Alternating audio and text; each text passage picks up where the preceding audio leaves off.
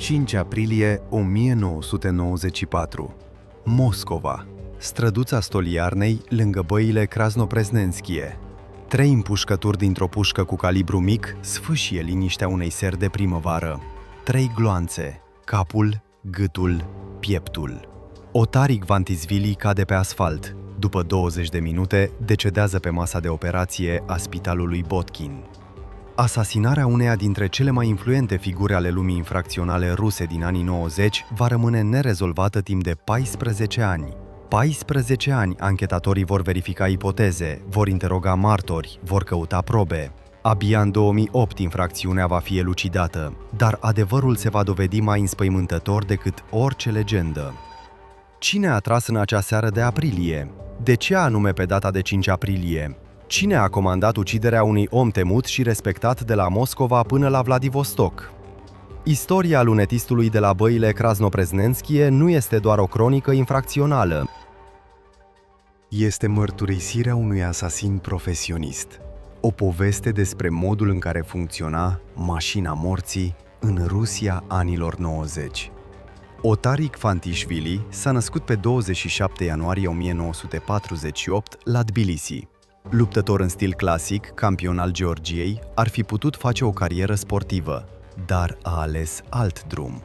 Încă din anii 60, împreună cu fratele său mai mare Amiran, controla pariurile ilegale de la cursele hipice din Moscova, juca cărți cu mize mari, colecta taxe de la prostituate. În 1966, tribunalul orașului Moscova l-a condamnat la 9 ani de închisoare pentru participarea la un viol colectiv. Dar deja în 1970, Ignvatisvili a fost transferat din lagăr la spitalul psihiatric Lublino cu diagnosticul de schizofrenie lent-progresivă, iar în scurt timp a fost eliberat. După eliberare, Ignvatisvili a devenit una dintre figurile cheie ale lumii infracționale moscovite. La începutul anilor 90 a creat o structură unică, Fondul de Protecție Socială a Sportivilor Lev Yashin, care de fapt era o acoperire pentru sute de antreprenori. Plătești fondului, primești protecție împotriva bandiților. Nu plătești, problemele sunt asigurate. 6 aprilie 1994. O zi obișnuită pentru Otar Ignvatisvili. Are 46 de ani, este la apogeul influenței și puterii. Tocmai a creat partidul politic Sportivii Rusiei. Intenționează să promoveze oamenii săi în Duma de stat. Are legături în guvern, la primărie, în serviciile speciale. Se simte intangibil.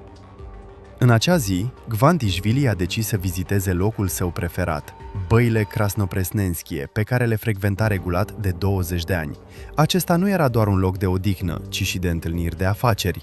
Aici se rezolvau chestiuni comerciale, se împărțeau teritorii, se încheiau contracte.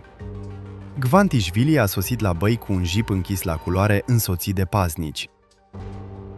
L-acompaniau solistul teatrului Bolșoi, Mihail Davidov, și prezentatorul Arnold Gumnitski. Procedură obișnuită. Paznicii verifică terenul, Ignvatisvili coboară din mașină și se îndreaptă spre intrare. Dar de data aceasta, pe mansarda casei numărul 5 din străduța Stoliarnei, în fața băilor, se afla un om cu o pușcă cu calibru mic, Anschütz, calibrul 5,6 mm, cu lunetă. Un asasin profesionist care aștepta momentul său. Ignvatisvili a ieșit din băi aproximativ la ora 20. S-a oprit la ieșire, ținând în mână o sticlă cu apă minerală Borjomi, a băut o înghițitură și în acel moment, lunetistul a deschis focul. 3 împușcături. Primul, glonte l-a lovit în piept, al doilea i-a atins tâmpla, al treilea în cap. Ignvatisvili a căzut. Paznicii s-au repezit la el, dar era deja prea târziu. A fost chemată ambulanța. Când medicii au sosit, Ignvatisvili mai era în viață, deși rănile erau mortale. A fost dus la spitalul Botkin.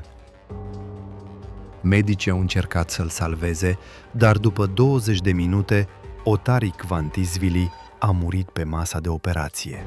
Avea doar 46 de ani.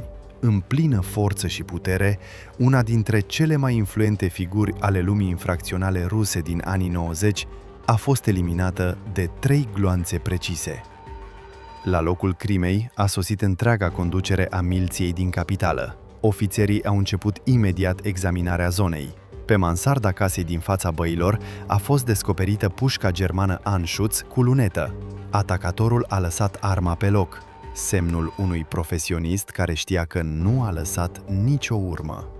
Distanța de la mansardă la locul unde stătea Gvantisvili era de aproximativ 50 de metri. 3 împușcături, 3 lovituri în organe vitale, lucrarea unui lunetist de clasă înaltă, al unui om cu pregătire militară, experiență în lupte reale, cu nervi de oțel. Ancheta a fost condusă de cei mai buni detectivi din Moscova. Au fost avansate mai multe versiuni. Prima.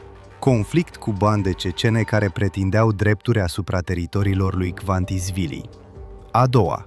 Dispute în jurul rafinăriei din Tuapsa, controlată de Gvantisvili. A treia. Răzbunare din partea organelor de aplicare a legii. Despre ultima versiune s-a vorbit cel mai mult. Cu puțin timp înainte de moartea sa, Gvantisvili a dat un interviu scandalos la televizor în care a criticat aspru conducerea RUOP și personal pe șeful său, Vladimir Rușailo. Practic le-a adresat o amenințare publică angajaților serviciilor de forță. Mulți au considerat că acest lucru i-a semnat sentința de moarte.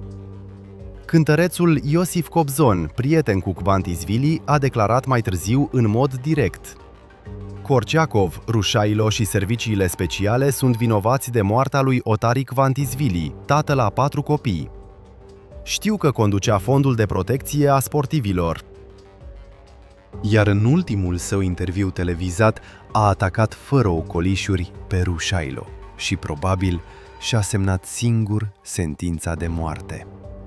Pe 9 aprilie 1994, Otari Gvantisvili a fost înmormântat pe alea principală a cimitirului Vagankovskoye, lângă fratele său Amiran, ucis de un asasin în august 1993.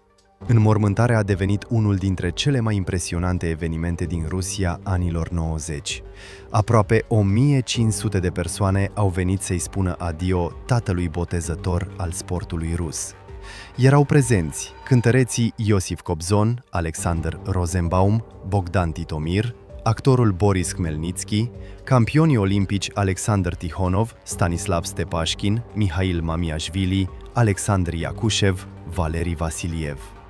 Pentru ultima oară a apărut în public vechiul Vor în lege, cu porecla Mongolul. Dar ancheta a ajuns într-un impas. Sute de martori au fost interogați, zeci de versiuni verificate, toate probele posibile examinate. Totuși, nici comanditarul, nici executorul nu au putut fi identificați. Cazul a fost suspendat.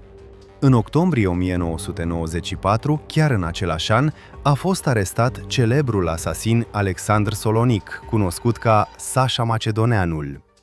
În timpul interogatoriilor, acesta și-a recunoscut vinovăția în uciderea lui Gvantisvili. Ulterior, anchetatorii au pus însă la îndoială aceste declarații. În 1997, Solonic a fost ucis în Grecia. Verificarea cuvintelor sale a devenit imposibilă. Anii au trecut. Cazul asasinării lui Gvantisvili s-a acoperit de praf în arhive. Se părea că nu va fi niciodată rezolvat. Timpul trecuse prea mult, prea mulți martori muriseră sau dispăruseră, prea multe urme fuseseră șterse. Dar în 2006 a avut loc o ruptură. Ofițerii FSB au arestat un membru al grupării infracționale Orehovo-Medvedkovo cu porecla Leșa Soldatul, numele real Alexei Șerstobitov. I s-au adus acuzații de 9 crime comise în anii 90. Una dintre ele a fost asasinarea lui Otari Gvantisvili. Inițial, Șerstobitov a negat orice implicare, dar când i s-au prezentat probe irefutabile, s-a prăbușit și a dat declarații detaliate. Ceea ce a povestit a șocat chiar și pe anchetatorii experimentați. Povestea a început primăvara anului 1994. Șeful grupării infracționale din Orehovo, Serghei Timofeev, cunoscut drept Silvester, a decis eliminarea lui Gvantisvili. Motivul? Disputa pentru controlul asupra rafinăriei din Tuapsa, care aducea profituri uriașe. Timofeev i-a încredințat organizarea crimei unui om de încredere, fostul ofițer al KGB Grigori Gusiaținski, cunoscut ca Grisha Severnui. Gusiaținski era un expert în organizarea operațiunilor speciale complexe. El însuși l-a ales pe executor, Alexei Sherstobitov, asasin permanent al grupării Orehovo-Medvedkovo. Pe 5 aprilie 1994, Sherstobitov s-a întâlnit cu apropiații lui Timofeev, Sergei Butorin, Osia și Sergei Ananievski, Kultik, la stația de metrou Strada 1905. De acolo, toți împreună s-au îndreptat spre băile Krasnopresnenskie. Potrivit declarațiilor lui Sherstobitov, el nu știa că în acea zi va trage. Credea că doar va inspecta locul unei posibile ambuscade. Dar Butorin, Ananievski și Gusiaținski i-au arătat mansarda de unde trebuia să tragă imediat. Această mansardă nu mi-a plăcut. Avea o singură ieșire. Am găsit alt loc într-o clădire vecină, tot pe o mansardă, a relatat mai târziu Sherstobitov în timpul interogatoriilor. Profesionalismul asasinului s-a manifestat chiar și în acest detaliu, planifica întotdeauna căile de retragere. Kvantisvili a sosit la băile Krasnopresnenskie cu un jeep închis la culoare. Din mașină au coborât și alte câteva persoane. Mi s-a spus că trebuie doborâți toți, a amintit mai târziu Leșa soldatul. Dar a luat o altă decizie, să tragă doar în ținta principală. 3 împușcături din pușca cu calibru mic Anschütz. 3 lovituri precise. Lucrul unui lunetist profesionist care trecuse prin război și prin zeci de asasinări comandate. După ce a tras, Sherstobitov și-a lăsat calm arma pe mansardă și a plecat. Știa că pe armă nu avea nicio amprentă sau altă urmă. Câteva luni mai târziu, în septembrie 1994, a fost ucis însuși comanditarul Sergei Timofeev Silvester. În mașina sa a fost amplasat un dispozitiv exploziv. Explozia a făcut praf atât mașina cât și proprietarul ei. Cine stătea în spatele acestei crime rămâne necunoscut și astăzi. În ianuarie 1995, la Kiev, a fost ucis organizatorul crimei lui Kvantisvili, Grigori Gusiaținski. A fost împușcat tot de Alexei Sherstobitov. Leșa soldatul își îndeplinea comenzi una după alta, fără să se gândească la consecințe. Pentru el era o muncă, rece, crudă, dar pur și simplu muncă. 12 ani, Sherstobitov a rămas liber. A continuat să execute comenzi, să ucide oameni, să câștige bani. Potrivit anchetatorilor, în contul său sunt 9 crime dovedite, dar numărul real al victimelor este probabil mult mai mare. În 2006 a fost în sfârșit arestat. Au început interogatoriile. Inițial, Sherstobitov a tăcut, apoi a început să depună mărturii. A povestit în detaliu despre infracțiuni, numind nume de comanditari și complice. Ancheta a durat 2 ani. Pe 29 septembrie 2008, Tribunalul orașului Moscova a pronunțat sentința. Pentru asasinarea lui Otari Kvantisvili și alte infracțiuni, Alexei Sherstobitov a fost condamnat la 23 de ani de închisoare. În tribunal, Sherstobitov s-a adresat văduvei lui Kvantisvili, Eliso. Aș dori, dacă e cu putință, să-mi cer scuze pentru ceea ce am făcut. Înțelegeți? Chiar dacă n-aș fi făcut-o eu, lucrurile nu s-ar fi schimbat prea mult. S-ar fi găsit un alt executor. Moartea lui Otari Kvantisvili era necesară. Aceste cuvinte dezvăluie esența lumii infracționale din Rusia anilor 90. Asasinarea nu a fost un act de răzbunare personală, nici o pornire emoțională. A fost o afacere, un calcul rece. Dacă un asasin refuză, se găsește altul. Dacă o grupare nu reușește, se angajează alta. Alexei Sherstobitov nu a fost fantomă legendară cum au descris-o miturile infracționale. A fost un asasin profesionist obișnuit al anilor 90. Un om pentru care viața altcuiva nu însemna nimic, care îndeplinea comenzi pentru bani, fără să se gândească la aspectele morale. S-a născut într-o familie obișnuită, a servit în armată, probabil a participat la operațiuni de luptă. După demobilizare, a ajuns în mediul infracțional. Abilitățile sale au fost căutate. a început să lucreze ca asasin. O crimă, a doua, a treia, cu fiecare dată devenea mai ușor. Omul se transforma într-o mașinărie de ucidere. Astfel de oameni, în anii 90, au fost zeci, poate chiar sute. Foști soldați, foști din forțele speciale, lunetiști care supraviețuiseră Afganistanului sau Ceceniei, oameni care știau să ucidă profesional și erau dispuși să facă asta pentru bani. Statul i-a abandonat, iar lumea infracțională i-a primit cu brațele deschise. Asasinarea lui Kvantisvili a fost tipică pentru acea epocă. Comanditarul, una autoritate infracțională care dorea eliminarea unui rival. Organizatorul, un fost angajat al serviciilor speciale, care știa cum să planifice operații speciale. Executorul, un asasin profesionist cu pregătire militară. Schema era perfecționată până în cele mai mici detalii. Costul unei astfel de comenzi în 1994 varia între 100 și 500 de mii de dolari, în funcție de rangul țintei și complexitatea operațiunii. Kvantisvili era o țintă de rang înalt, deci prețul a fost probabil maxim. După asasinarea lui Kvantisvili, în Moscova a avut loc o vală de crime comandate împotriva autorităților infracționale. Unii se răzbunau pentru Kvantisvili, alții profitau de situație pentru a prelua teritoriile eliberate, alții pur și simplu își reglau vechi conturi. Anul 1994 a devenit unul dintre cei mai sângeroși din istoria infracțională a Rusiei. Gruparea infracțională Orehovo-Medvedkovo, care a comandat asasinarea lui Kvantisvili, și-a întărit pentru o vreme pozițiile. Dar nu pentru mult timp. Câteva luni mai târziu, liderul lor, Silvester, a fost ucis. Apoi au urmat arestări, conflicte interne, războaie cu alte grupări. La sfârșitul anilor 90, gruparea OPG a fost aproape complet distrusă.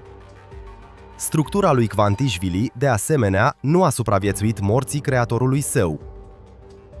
Fondul Lev Yashin, Partidul Sportivii Rusiei, numeroasele întreprinderi comerciale, toate s-au prăbușit în decurs de un an. Teritoriile și afacerile au fost împărțite între alte grupări. A rămas doar amintirea, mormântul de la cimitirul Vagankovskoe, la care încă vin oameni. Legende despre un om care a încercat să unească sportul și afacerile, să protejeze interesele sportivilor, să creeze o forță politică. Despre un om al cărui trecut a fost întunecat, iar moartea inevitabilă. Istoria lunetistului de la băile Krasnopresnenskie nu este povestea unei fantome legendare sau a unui profesionist misterios al cărui nume nu-l cunoaște nimeni. Este povestea lui Alexei Sherstobitov, un asasin obișnuit din anii 90, care a îndeplinit o nouă comandă și a primit banii pentru asta. Este povestea unei epoci când viața omenească costa câteva mii de dolari, când asasinii profesioniști lucrau deschis și se simțeau nepedepsiți. Când comandarea unei crime era la fel de simplă ca și comandarea unui taxi, 14 ani a luat anchetei să rezolve această crimă. 14 ani în care aproape toți participanții la această istorie au murit. Kvantisvili, Silvester, Gusiatsinski, zeci de alți oameni legați de caz. A supraviețuit doar executorul, Leșa, soldatul. Chiar și după arestarea sa, lucrurile s-au schimbat puțin. Asasinii au continuat să lucreze. Autoritățile au continuat să comande crime. Schema a funcționat și funcționează și astăzi, deși a devenit mai conspirativă și mai profesională. 5 aprilie 1994 nu este doar data asasinării unei singure persoane. Este simbolul unei întregi epoci. Epoca războaielor infracționale, a haosului, a nepedepsirii. Epoca când foștii ofițeri KGB organizau crime, iar foștii soldați le executau. 3 gloanțe dintr-o pușcă cu calibru mic au schimbat raportul de forțe în lumea infracțională din Moscova.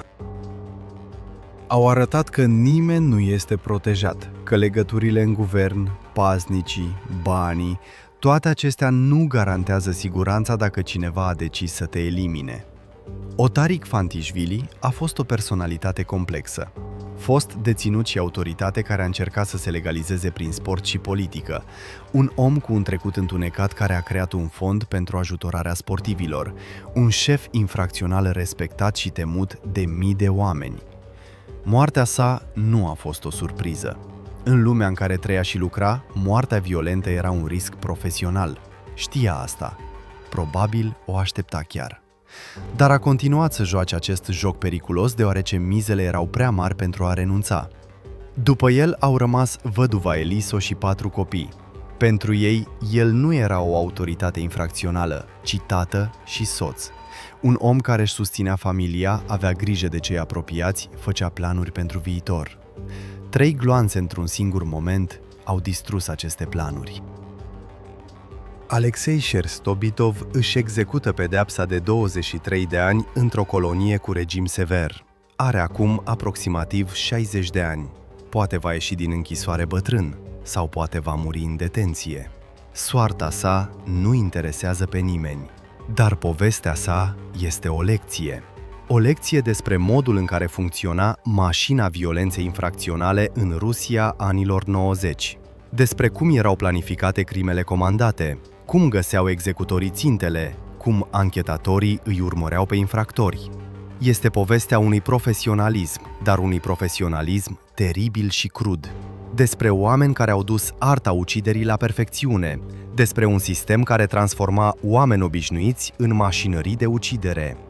Băile Krasnopreznenskie încă stau în același loc. Clădirea din față, de pe mansarda căreia a tras Sherstobitov, de asemenea, nu a dispărut. Locul unde a căzut Kvantisvili nu este marcat în niciun fel. Viața merge înainte, ca și cum nu s-ar fi întâmplat nimic. Dar pentru cei care își amintesc anii 90, băile Krasnopresnenskie vor rămâne pentru totdeauna simbolul acelei epoci.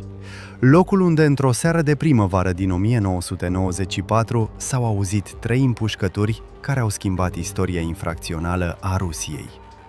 Dacă această poveste v-a interesat, dați un like acestui video și abonați-vă la canal. Mai avem 10 de astfel de povești din Rusia anilor 90, o epocă care a schimbat țara pentru totdeauna. Scrieți în comentarii despre ce evenimente din acea perioadă doriți să aflați mai multe. Istoria lunetistului de la băile Krasnopresnenskie s-a încheiat în 2008 prin sentința tribunalului, dar amintirea acelor evenimente trăiește și astăzi. Este o parte a istoriei noastre, o parte întunecată, crudă, dar adevărată. Anii 90 au învățat Rusia multe lucruri. Au arătat ce se poate întâmpla când instituțiile de stat se prăbușesc, când legea încetează să funcționeze, când violența devine o metodă de rezolvare a conflictelor, când viața omenească își pierde valoarea. Au trecut peste 30 de ani de la acea seară de aprilie. Rusia s-a schimbat.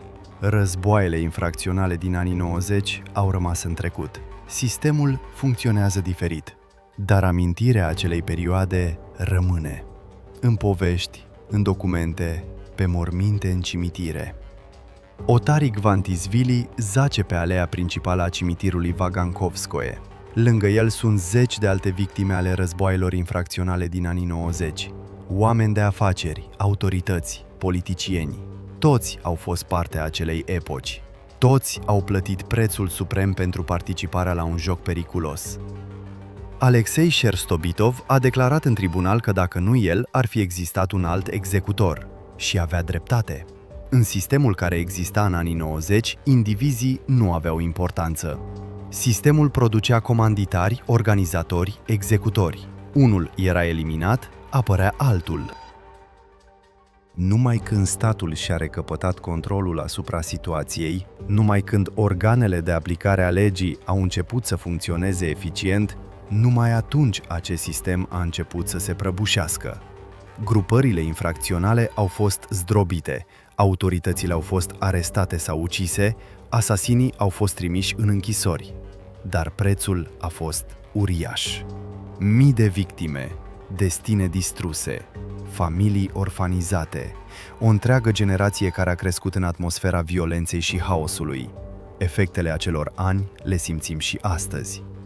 Istoria lunetistului de la băile Krasnopresnenskie este doar una dintre mii de povești similare. Crime comandate, dispute infracționale, lupte pentru putere și bani. Toate acestea erau norma vieții în Rusia anilor 90, o normă înspăimântătoare, crudă. 5 aprilie 1994. 3 împușcături, 3 gloanțe, o singură moarte și 14 ani de căutare a adevărului. Aceasta este povestea despre modul în care funcționa sistemul violenței infracționale. Despre cum lucrau asasinii profesioniști, despre cum anchetatorii îi urmăreau. Nu este povestea unei fantome legendare sau a unui profesionist misterios. Este povestea lui Alexei Sherstobitov, un asasin obișnuit care a făcut ceea ce i s-a cerut și pentru asta a primit 23 de ani de închisoare. Este o poveste despre o epocă care a trecut, dar nu a fost uitată. Despre oameni care au făcut parte din acea perioadă, despre gloanțe ale căror ecouri se aud și astăzi, despre Rusia anilor 90, o epocă de haos, violență și transformări. 3 gloanțe pentru otarii, 3 împușcături precise dintr-o pușcă cu calibru mic care au schimbat istoria infracțională a Rusiei. Este o amintire despre cum era țara acum 30 de ani și o avertizare că nu trebuie să revenim acolo. Seara zilei de 5 aprilie 1994 a schimbat viața multor oameni. Pentru familia Kvantisvili a fost sfârșitul unei ere. Pentru lumea infracțională din Moscova, semnalul începerii unui nou război. Pentru anchetatori, începutul unui maraton de 14 ani în căutarea adevărului. După asasinarea lui Kvantisvili, în Moscova a izbucnit panică. Dacă i-au putut da de urma lui, înseamnă că oricine era în pericol. Autoritățile și-au întărit paznicii, unii au părăsit temporar capitala, alții au început să caute singuri asasinii, neîncrezându-se în miliție. Orașul era pe marginea unui război al tuturor împotriva tuturor. Ancheta a funcționat în toate direcțiile posibile. Ofițerii au verificat sute de versiuni, au interogat mii de martori, au analizat situația infracțională din capitală, încercând să înțeleagă cui îi era profitabilă moartea lui Kvantisvili. Versiunea principală a fost conflictul în jurul intereselor economice. Kvantisvili controla numeroase întreprinderi. Printre acestea se număra rafinăria din Tuapsa, un obiectiv atractiv pentru care se dădea o luptă acerbă între grupări. Conform anchetatorilor, exact acest conflict a stat la baza crimei. Serghei Timofeev, cunoscut drept Silvester, conducea gruparea infracțională Orehovo, una dintre cele mai puternice structuri infracționale din Rusia anilor 90. Oamenii săi controlau zeci de întreprinderi, protejau sute de antreprenori, aveau legături în guvern. Când Kvantisvili a început să pretindă drepturi asupra teritoriilor Orehovo, soarta lui a fost pecetluită. Potrivit mărturiilor membrilor grupării, obținute de anchetatori după mulți ani, decizia eliminării lui Kvantisvili a fost luată într-o ședință a conducerii grupării Orehovo-OPG. Erau prezenți Serghei Timofeev, Silvester, Serghei Butorin, Osia, Dimitri Belkin și alte autorități. Au votat unanim. Kvantisvili trebuia ucis. Organizarea crimei i-a fost încredințată lui Grigori Gusiaținski, fost ofițer KGB, care după destrămarea Uniunii Sovietice trecuse de partea infractorilor. Un om cu experiență în operațiuni speciale știa cum să planifice astfel de acțiuni. Știa cum să aleagă un executor, cum să pregătească operațiunea, cum să șteargă urmele. Gusiaținski s-a adresat lui Alexei Sherstobitov, care servise în trupele interne și avea reputația unui om cu nervi de oțel.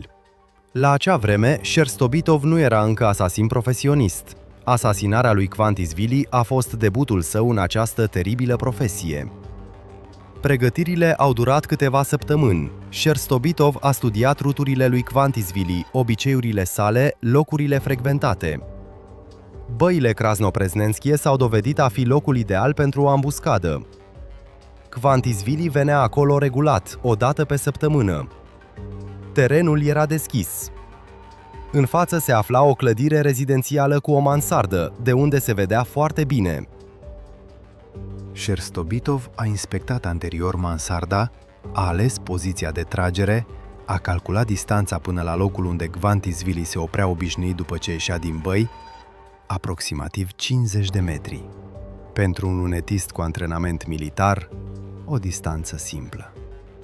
Pe 5 aprilie 1994, aproximativ la ora 17, Sherstobitov s-a întâlnit cu Sergei Butorin și Sergei Ananievski la metroul Strada 1905.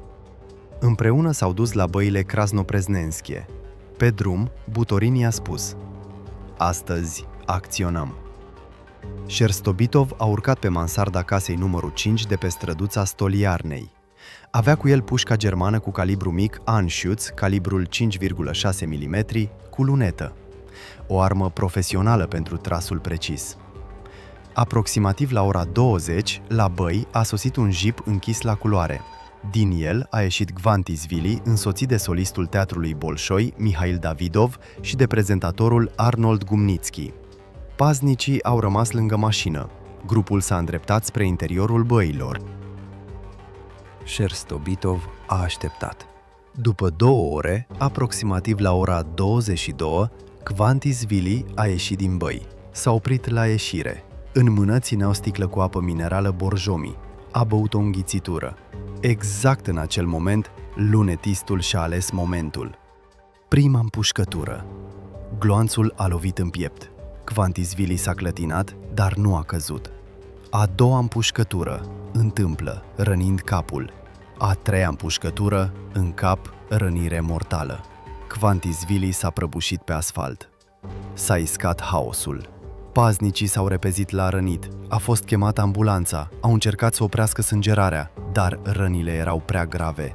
Gvantisvili era încă în viață când l-au încărcat în ambulanță, dar șansele erau practic nule.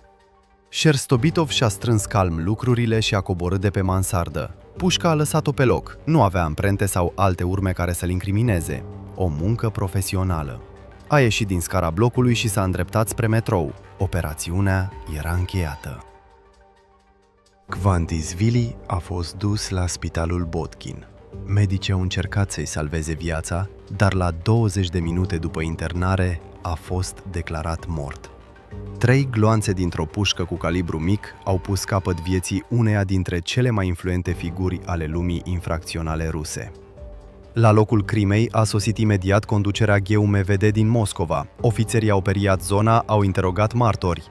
Pe mansarda casei din fața băilor a fost descoperită pușca abandonată Anschütz. Expertiza a confirmat, gloanțele au fost trase din aceasta. Dar aici s-au oprit urmele. Arma nu fusese înregistrată, nu existau amprente, martorii nu văzuseră și nu auziseră nimic. Atacatorul dispăruse ca o fantomă. Ancheta a intrat în impas chiar de la început.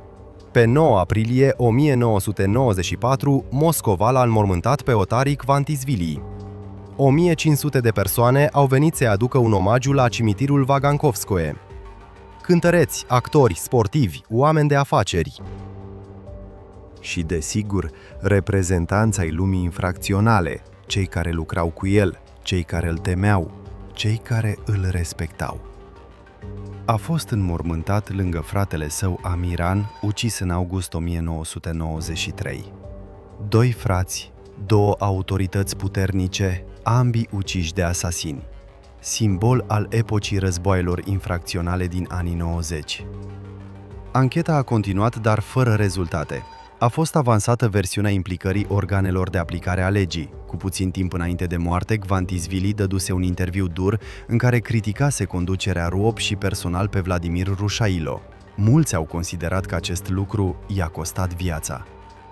Iosif Kobzon, cântăreț și prieten al lui Gvantisvili, a declarat public: Korgiakov, Rușailo și serviciile speciale sunt vinovați de moartea tatălui a 4 copii, Otari Gvantisvili. În ultimul său interviu televizat, l-a atacat pe Rușailo și probabil și-a semnat singur sentința de moarte. Dar această versiune a rămas doar o ipoteză, nu existau probe. Anchetatorii au verificat-o și au respins-o. A rămas versiunea principală, dispute infracționale. Dar cine anume stătea în spatele crimei nu s-a putut stabili. Pe 13 septembrie 1994, la 5 luni după moartea lui Kvantisvili, în Moscova a fost ucis Sergei Timofeev Silvester. În mașina sa a fost amplasat un dispozitiv exploziv.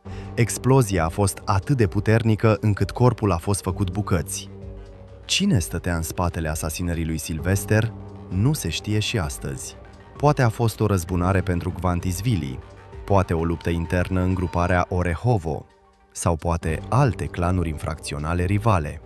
Anii 90 au fost o perioadă când autoritățile mureau pe duișuri și decriptarea acestui haos a fost aproape imposibilă.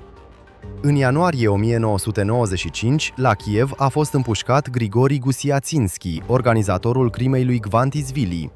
L-a ucis tot Alexei Sherstobitov, la comanda aceleiași grupări Orehovo. Cercul se închidea. Participanții la acea operațiune din aprilie au dispărut unul câte unul. Sherstobitov a continuat să lucreze. Asasinarea lui Kvantisvili a fost debutul său, dar departe de a fi ultima operațiune. Potrivit anchetatorilor, în contul său sunt cel puțin 9 crime și tentative de asasinat. A devenit asasin permanent al grupării Orehovo-Medvedkovo. Anii au trecut. Cazul asasinării lui Kvantisvili a fost suspendat. Se părea că nu va fi niciodată rezolvat. Timpul trecuse prea mult. Prea mulți participanți muriseră. Prea multe urme fuseseră șterse. Dar în 2006 s-a produs o rupere neașteptată. FSB conducea o operațiune împotriva grupării Orehovo-Medvedkovo. Unul câte unul, membrii OPG au fost arestați. Și printre cei reținuți s-a aflat și Alexei Sherstobitov, cunoscut drept Leșa Soldatul. A fost arestat sub numele Kuzmin, una dintre numeroasele pseudonime pe care le folosea. Ofițer în rezervă al trupelor interne, fără muncă oficială, dar cu o situație materială bună. O persoană suspectă. Au început interogatoriile. Sherstobitovului i s-au adus acuzații în mai multe crime. Inițial, a negat totul, dar când anchetatorii au prezentat probe, mărturiile martorilor au început să depună mărturii recunoscătoare. Și printre altele, a vorbit și despre asasinarea lui Kvantisvili. Șefa Departamentului pentru anchetarea cazurilor deosebit de importante al Comitetului de Urmărire al Procuraturii Federației Ruse, Irina Kirtsanova, a declarat în martie 2008 jurnaliștilor: asasinul a fost asasinul permanent al grupării Orehovo, Alexei Kuzmin, poreclit Leșa Soldatul. Kvantisvili a fost prima sa victimă. Pe Kuzmin mai stau 12 crime comandate și tentative de asasinat. Iar comanditarul a fost autoritatea infracțională decedată Sergei Timofeev Silvester. Pentru prima dată după 14 ani, anchetatorii au putut declara oficial: cazul a fost rezolvat. Comanditarul stabilit, Sergei Timofeev. Organizatorul, Grigori Gusiatsinski. Executorul, Alexei Sherstobitov. 3 dintre ei erau morți, cu excepția celui din urmă. Ancheta a continuat încă 2 ani. Sherstobitov și complicii săi, Oleg Pâlev, Pavel Makarov, Sergei Elizarov, au fost acuzați de 12 crime.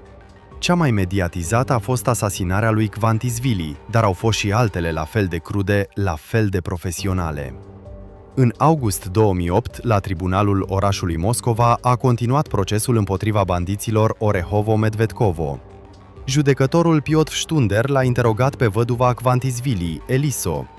Aceasta a povestit că soțul ei era vicepreședinte al Asociației Secolul 21, liderul Partidului Sportivii Rusiei, creat în 1994. Un om respectat care nu se temea de nimeni. Apoi a luat cuvântul Alexei Sherstobitov. A descris în detaliu asasinarea lui Kvantisvili, cum s-a întâlnit cu Butorin și Ananievski, cum a urcat pe mansardă, cum a așteptat, cum a tras. Vorbea calm, fără emoții, ca despre o sarcină rutinieră. La un moment dat s-a adresat văduvei. Aș dori, dacă e cu putință, să-mi cer scuze pentru ceea ce am făcut. Înțelegeți, chiar dacă n-aș fi făcut-o eu, lucrurile nu s-ar fi schimbat prea mult. S-ar fi găsit un alt executor. Moartea lui Otari Kvantisvili era necesară. Aceste cuvinte dezvăluie întreaga cinism al lumii infracționale din anii 90. Asasinarea nu era personală, era o afacere. Un executor refuza, se găsea altul. O grupare nu reușea, se angaja alta. Sistemul funcționa fără greș. Pe 29 septembrie 2008, Tribunalul orașului Moscova a pronunțat sentința. Pentru asasinarea lui Otari Gvantisvili și alte infracțiuni, Alexei Sherstobitov a fost condamnat la 23 de ani de închisoare într-o colonie cu regim sever. Cazul, considerat 14 ani nerezolvabil, a fost oficial închis. Infracționalii pedepsiți. Justiția a triumfat, cel puțin formal, pentru că principalii comanditari, Silvester Gusiaținski, muriseră de mult. A fost pedepsit doar executorul. Istoria asasinării lui Gvantisvili a devenit una dintre cele mai cunoscute cronici infracționale ale anilor 90. Despre ea s-au scris cărți, s-au turnat filme, s-au făcut documentare de anchetă. Personajul lui Gvantisvili a apărut și în cinematografie. De exemplu, în serialul Sfânt Petersburgul bandiților există personajul Givi Cvârhadze, poreclit Gurgen, al cărui prototip a fost Gvantisvili. Dar în spatele tuturor acestor imagini romantizate stă o realitate crudă. Gvantisvili nu era un protector nobil al sportivilor. Era o autoritate infracțională care controla teritorii, colecta taxe, folosea violența pentru a-și atinge scopurile. Fondul său, Lev Yashin, era o acoperire pentru antreprenorii care plăteau pentru protecție. Și când a ieșit în calea unei grupări mai puternice, a fost eliminat, fără remușcări, fără ezitare. 3 împușcături și problema a fost rezolvată. Așa funcționa lumea infracțională a anilor 90. Crud, cinic, eficient. Alexei Sherstobitov își execută și astăzi pedeapsa într-o colonie. Are acum aproximativ 60 de ani.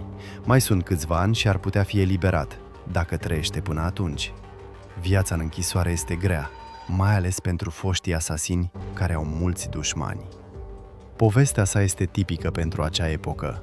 Un om obișnuit, care a servit în trupele interne, după demobilizare a rămas fără loc în societate. A găsit o utilizare a abilităților sale în lumea infracțională. A devenit asasin profesionist. A lucrat pentru bani, fără să se gândească la consecințe. Astfel de oameni au fost sute în anii 90. Foști militari, foști din forțele speciale, lunetiști, oameni pe care statul i-a abandonat, iar grupările infracționale i-au primit cu plăcere. Profesioniști ai morții, pentru care viața altcuiva nu însemna nimic. Asasinarea lui Gvantisvili nu a fost cea mai mediatizată din seria războaielor infracționale. Au fost uciși 10 de autorități, sute de oameni de afaceri, mii de oameni obișnuiți. Anii 90 au fost o perioadă când violența a devenit norma vieții, iar crimele comandate, o serviciu comercial obișnuit. Valoarea vieții omenești în acele vremuri era dictată de legile pieței. Pentru asasinarea unui om obișnuit se plătea între 1000 și 5000 de dolari, pentru un om de afaceri între 10 și 50 de mii, pentru o autoritate infracțională între 100 și 500 de mii. Gvantisvili aparținea categoriei superioare. Cât i s-a plătit lui Sherstobitov pentru acea crimă, nu se știe. În tribunal nu a menționat sume concrete, poate 100.000 de dolari, poate mai mult. Pentru el erau bani mulți, destul de mulți pentru a nu se gândi la aspectele morale. După elucidarea cazului asasinării lui Gvantisvili, multe alte infracțiuni nerezolvate din anii 90 au primit un nou impuls în anchetă. Mărturiile lui Sherstobitov și ale altor membri ai grupării Orehovo-Medvedkovo au ajutat la rezolvarea zecilor de crime, dar majoritatea au rămas nerezolvate. Timpul trecuse prea mult, prea mulți martori muriseră sau dispăruseră, prea multe documente fuseseră distruse. Războaiele infracționale din anii 90 au luat viața a mii de oameni, iar justiția a triumfat doar în câteva cazuri. Băile Krasnopreznenskije, locul asasinării lui Gvantisvili, funcționează și astăzi. Viața merge înainte. Noua generație de vizitatori nici măcar nu știe că aici s-a petrecut cândva una dintre cele mai mediatizate drame infracționale ale anilor 90. Casa numărul 5, de pe străduța Stoliarnei, de pe mansarda care i-a atras Sherstobitov, de asemenea încă există. O clădire rezidențială obișnuită. Oameni trăiesc, își cresc copiii, fără să bănuiască că mansarda lor a fost cândva poziția unui lunetist profesionist. La cimitirul Vagankovskoe, pe mormintele fraților Kvantisvili, apar și astăzi flori proaspete. Cineva își amintește. Cineva vine să le aducă un omagiu oamenilor care au fost parte a acelei epoci. O epocă care a trecut, dar a lăsat o urmă adâncă în istoria Rusiei. Cei 4 copii ai lui Kvantisvili au crescut fără tatăl lor.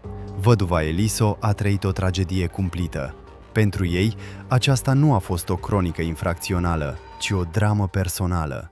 Pierderea unei persoane dragi, o familie distrusă, destine frânte.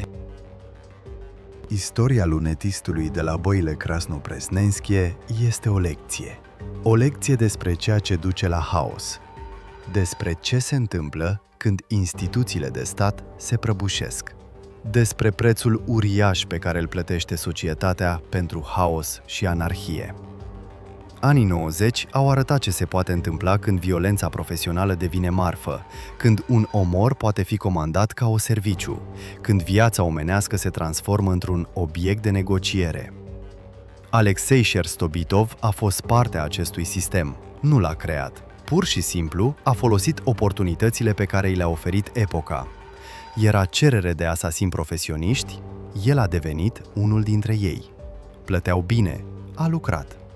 Totul simplu, cinic, înspăimântător. Astăzi, peste 30 de ani de la acele evenimente, Rusia arată complet diferit. Războaiele infracționale au rămas în trecut, sistemul funcționează diferit. Asasinii profesioniști din anii 90 fie stau în închisori, fie au murit de mult. Dar amintirea acelei epoci trăiește. În poveștile transmise din gură în gură, în filmele documentare și cărți, pe mormintele din cimitire, în destinele oamenilor care au trăit în acea perioadă. 5 aprilie 1994. 3 împușcături dintr-o pușcă cu calibru mic. 3 gloanțe care au schimbat raportul de forțe în lumea infracțională din Moscova. 3 gloanțe care au pus capăt vieții unui om aflat în plină putere. Nu a fost un accident, nu a fost o pornire emoțională, nu a fost o răzbunare, a fost un calcul rece, o operațiune profesională planificată în detaliu, executată exact și rapid. O muncă tipică pentru Rusia anilor 90. Istoria lui Otarii Kvantisvili și a asasinului său Alexei Sherstobitov este povestea unei întregi generații. O generație care a trăit în epoca transformărilor, haosului, violenței. Unii au devenit victime, alții călăi. Alții doar încercau să supraviețuiască. 14 ani au fost necesari pentru a afla adevărul. 14 ani de anchetă, verificarea ipotezelor, interogări, expertize, iar în final, infracțiunea a fost rezolvată. Justiția, deși întârziată, a triumfat. Dar asta nu l-a readus pe Kvantisvili la viață. Nu a vindecat rănile familiei sale. Nu a expiat vinovăția celor care stăteau în spatele crimei. Pedepsa a primit-o doar executorul. Comanditarii și organizatorii muriseră de mult, evitând judecata pământească. Astfel se încheie istoria lunetistului de la băile Krasnopresnenskije. Istoria a 3 împușcături care au schimbat istoria infracțională a Rusiei. A unui asasin profesionist care a rămas 14 ani liber. A unui sistem al violenței care a funcționat fără greș. Este povestea unei epoci pe care nu trebuie să o uităm, ca să nu repetăm greșelile trecutului, ca să ne amintim prețul haosului, ca să apreciem pacea și ordinea pe care le avem astăzi. 3 gloanțe pentru Otarii, 23 de ani de închisoare pentru Alexei. 14 ani de anchetă, mii de destine distruse. Acesta este prețul epocii pe care Rusia l-a plătit pentru trecerea de la un sistem la altul. Un preț înspăimântător, sângeros. Când în martie 2008 Comitetul de Urmărire a anunțat elucidarea asasinării lui Kvantisvili, mulți au rămas sceptici. Timpul trecuse prea mult. Prea des, în anii 90, cazurile mediatizate rămâneau nerezolvate. Dar de data aceasta, totul s-a dovedit serios. Șefa Departamentului pentru anchetarea cazurilor deosebit de importante al Comitetului de Urmărire al Procuraturii Federației Ruse, Irina Cârțanova, a declarat într-un interviu pentru Gazeta Rusă în mod oficial: asasinul a fost asasinul permanent al grupării Orehovo, Alexei Kuzmin, poreclit Leșa Soldatul. Conform anchetei, Kvantisvili a fost prima sa victimă. Pe Kuzmin mai stau 12 crime comandate și tentative de asasinat. A fost o senzație.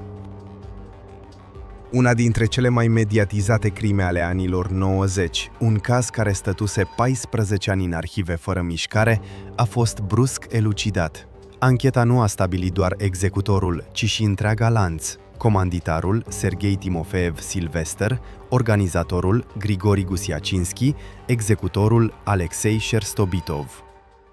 Detaliile pe care Sherstobitov le-a relatat în tribunal au uimit prin cinismul lor. A descris pregătirea crimei ca pe o operațiune rutinieră, fără emoții, fără remușcări. Pur și simplu o muncă bine plătită. Curând după acest episod, anume în aprilie 1994, am primit sarcina de a-l ucide pe Kvantisvili, a relatat Leșa Soldatul în tribunal. Ne-a spus că există un om care reprezintă un pericol mortal pentru Silvester. Mi s-a spus doar numele, Otari. Sherstobitov a descris în detaliu cum Gusiacinski l-a înarmat cu o pușcă echipată cu amortizor de sunet. Am reglat-o, am schimbat luneta cu una mai convenabilă pentru mine, am cumpărat o geantă tip sintetizator ca să pot transporta arma în siguranță, a relatat calm acuzatul, stând în boxa acuzaților cu microfonul în mână. Această geantă tip sintetizator, un detaliu caracteristic pentru acea epocă. Asasinii anilor 90 își ascundeau armele sub instrumente muzicale, echipament sportiv, scule de construcție. Orașul era inundat de oameni înarmați, iar capacitatea de a ascunde arma era esențială pentru a nu atrage atenția. Sherstobitov a povestit încă un episod care îl caracterizează ca om. Când se pregătea pentru operațiune, în curtea casei se juca o femeie cu 2 fetițe mici. S-a apropiat și le-a spus că la intrare urma să sosească un camion cu mobilă, rugându-le să se îndepărteze. Avocatul lui Sherstobitov a citit mărturia acestei martore. Ea a confirmat că un bărbat într-adevăr i-a rugat pe ea și pe fiicele ei să se dea la o parte, dar nu i-au ascultat, deoarece nu au văzut niciun camion apropiindu-se. Femeia nu a putut să-l identifice pe Sherstobitov, deoarece nu i-a reținut chipul. Acest episod arată o ciudată ambivalență în caracterul unui asasin profesionist. Pe de o parte, se pregătea rece să ucide un om. Pe de altă parte, încerca să protejeze martorii întâmplători, o femeie cu copii, de pericolul posibil. Logica asasinului, pentru care uciderea țintei este muncă, iar moartea oamenilor nevinovați, o eroare inacceptabilă. Procesul de la tribunalul orașului Moscova a durat câteva luni. Sherstobitov și complicii săi, Oleg Pulev, Pavel Makarov, Serghei Elizarov, au fost acuzați de 11 crime și o tentativă de asasinat. Cel mai mediatizat a fost cazul lui Kvantisvili, dar au fost și altele, infracțiuni la fel de crude. În august 2008, în timpul procesului, a depus mărturie văduva lui Kvantisvili, Eliso. A vorbit despre soțul ei ca despre un om care crease Partidul Sportivii Rusiei, era vicepreședinte al Asociației Secolul 21, ajutase sportivii. Pentru ea, el nu era o autoritate infracțională, ci soțul iubit și tatăl a 4 copii. Când a luat cuvântul Sherstobitov, în sală s-a lăsat liniștea. A descris în detaliu asasinarea, cum s-a întâlnit cu Butorin și Ananievski la metrou, cum au mers la băi, cum a urcat pe mansardă, cum a așteptat, cum a tras. Totul detaliat, precis, ca la o ședință de briefing. La final, s-a adresat văduvei. Aș dori, dacă e cu putință, să-mi cer scuze pentru ceea ce am făcut. Înțelegeți? Chiar dacă n-aș fi făcut-o eu, lucrurile nu s-ar fi schimbat prea mult. S-ar fi găsit un alt executor. Moartea lui Otari Kvantisvili era necesară. Cuvinte cinice, care totuși reflectă realitatea crudă a lumii infracționale din anii 90. Pe 29 septembrie 2008, Tribunalul orașului Moscova a pronunțat sentința. Pentru asasinarea lui Otari Kvantisvili și alte infracțiuni, Alexei Sherstobitov a fost condamnat în total la 23 de ani de închisoare într-o colonie cu regim sever. Complicii săi au primit pedepse între 14 și 20 de ani. Oficial, cazul a fost închis, infracțiunea elucidată, vinovații pedepsiți, justiția a triumfat. Dar mulți experți și jurnaliști au remarcat, în acest caz, simți o anumită nespuse. Valeri Karișev, cunoscut jurnalist și scriitor infracțional care îl cunoștea personal pe Kvantisvili, a exprimat într-un interviu pentru Radio Svoboda îndoieli față de versiunea oficială. De ce abia acum, după 14 ani de la asasinarea lui Otari Kvantisvili, apar declarații triumfale despre elucidarea acestui caz?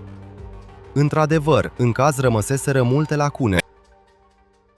Versiunea că comanditarul ar fi fost Silvester se baza doar pe mărturii indirecte ale unor bandiți Orehovo deja condamnați. Silvester însuși fusese ucis în septembrie 1994 și nu putea confirma sau infirma aceste acuzații. Gusiaținski, organizatorul crimei, era de asemenea mort, ucis la Kiev în ianuarie 1995 de același Sherstobitov. Rezultă că întreaga versiune oficială se baza pe mărturiile unei singure persoane, chiar a asasinului. Și cât de mult poți avea încredere în cuvintele unui asasin profesionist? Unii experți au avansat versiuni alternative.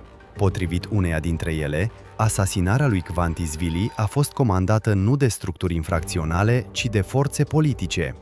Kvantisvili crease Partidul Sportivii Rusiei, avea ambiții politice, putea deveni un jucător incomod pe scena politică. Potrivit unei alte versiuni, în spatele crimei stăteau serviciile speciale.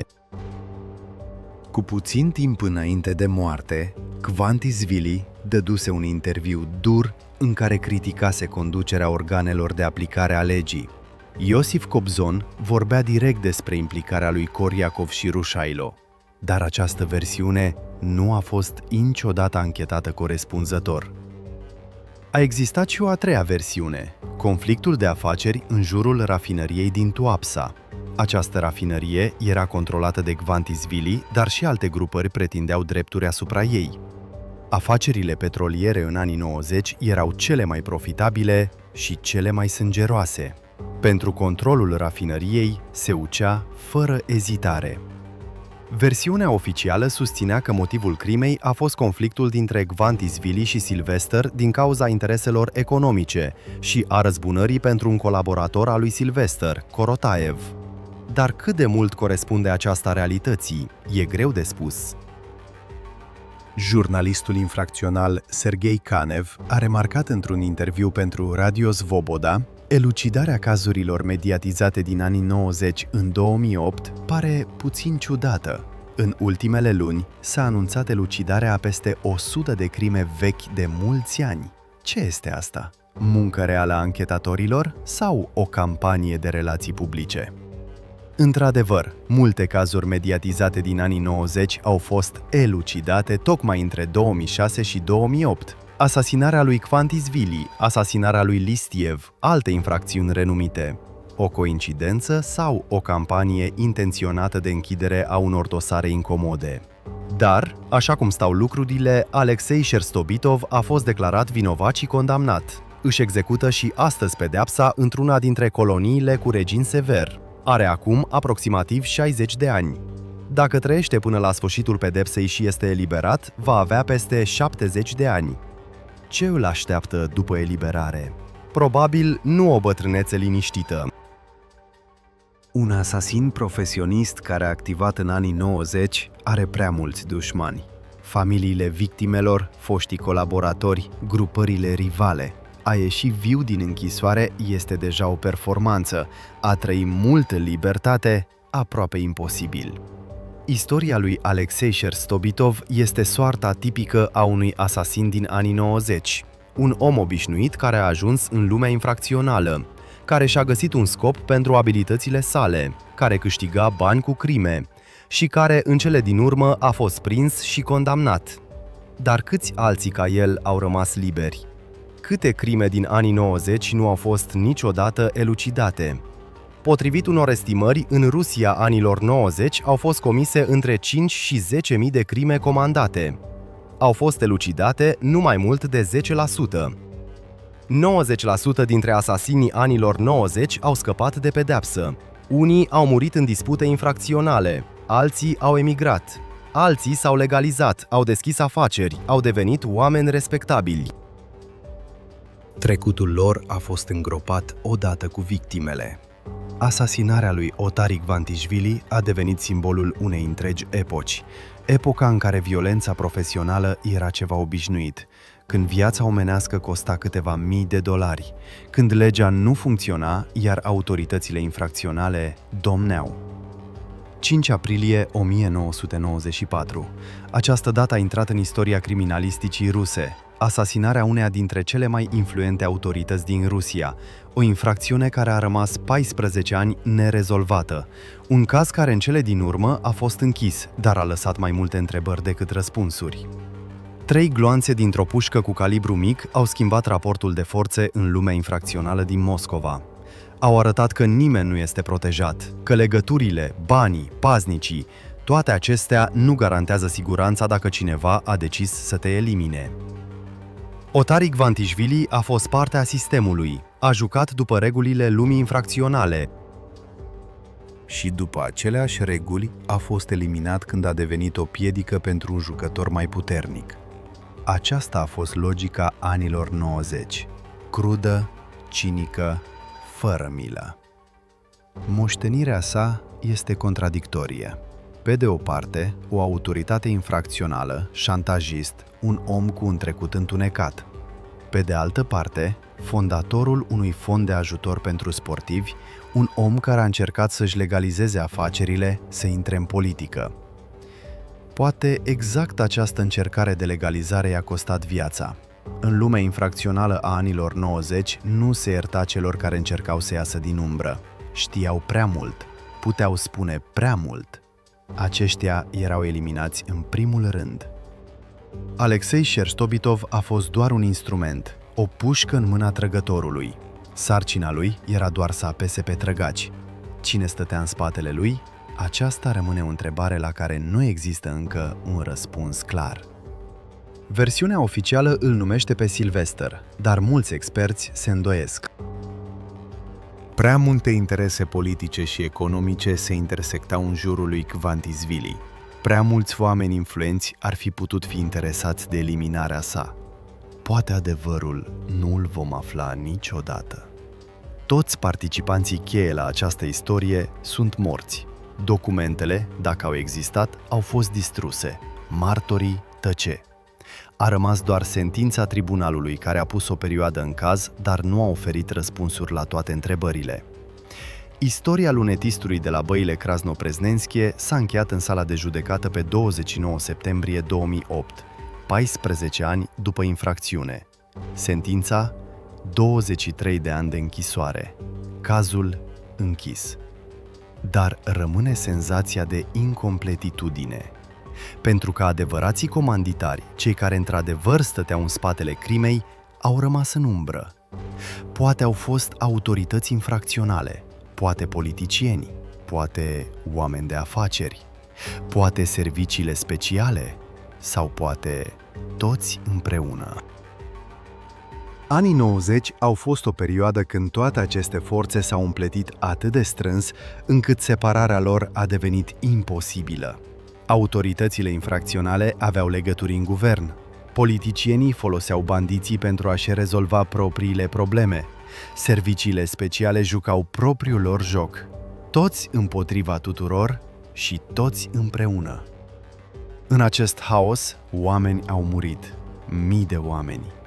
Unii au fost victime, alții călăi. Alții pur și simplu au ajuns în locul și momentul greșit. Otari Kvantisvili a fost un jucător care a pierdut. Alexei Sherstobitov a fost instrumentul care a fost prins. Băile Krasnopresnenskije funcționează și astăzi. Casa de pe străduța Stoliarnei, de pe mansarda căreia a tras Sherstobitov, încă există. Viața merge înainte, ca și cum nu s-ar fi întâmplat nimic. Dar pentru cei care își amintesc anii 90, aceste locuri vor rămâne pentru totdeauna simbolul acelei epoci sângeroase. Văduva Eliso și cei 4 copii ai lui Kvantisvili trăiesc cu durerea lor. Pentru ei, asasinul a fost găsit și pedepsit, dar asta nu le readuce soțul și tatăl, nu le vindecă rănile, nu le răspunde la întrebarea pentru ce.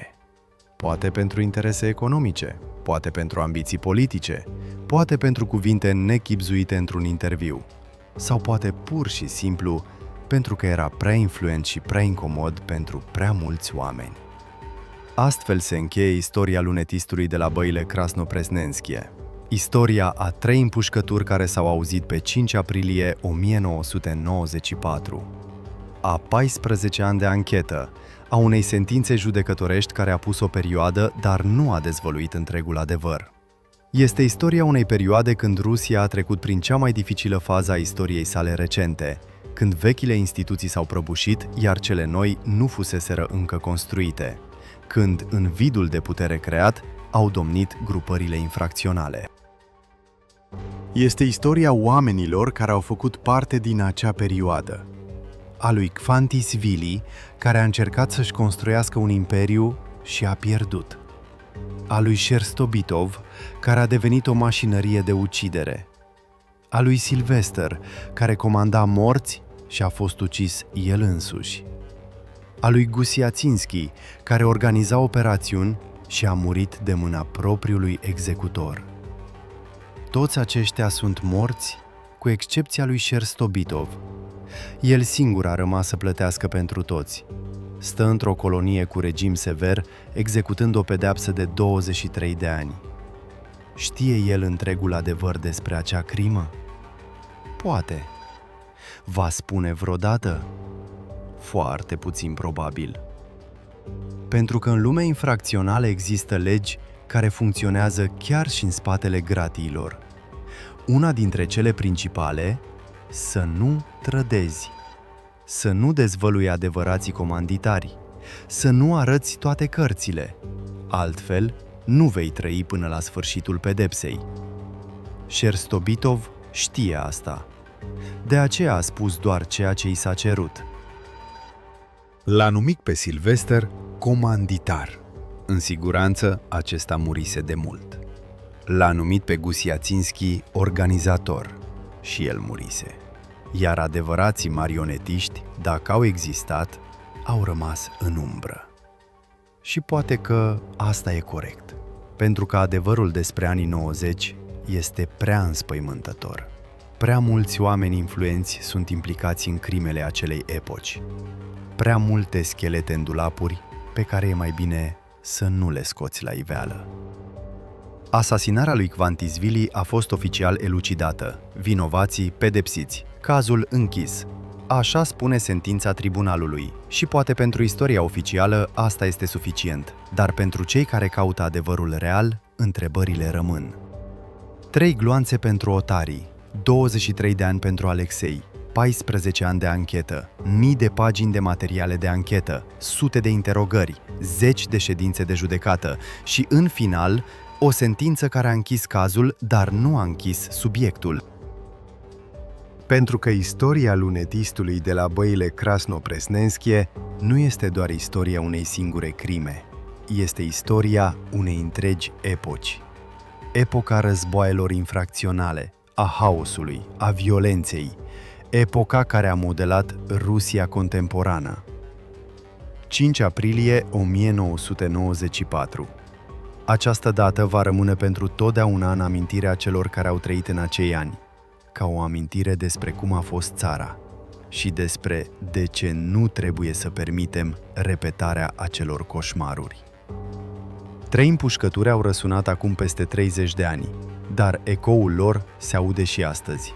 În cazurile nerezolvate, în întrebările fără răspuns, în destinele oamenilor care au supraviețuit acelei perioade și poartă povara ei până astăzi. Istoria s-a încheiat, sentința a fost pronunțată, dar amintirea trăiește. Și va trăi atâta timp cât există oameni care își amintesc Rusia anilor 90. O epocă care a schimbat țara pentru totdeauna. Epoca lunetistului de la băile Krasnopresnenskie.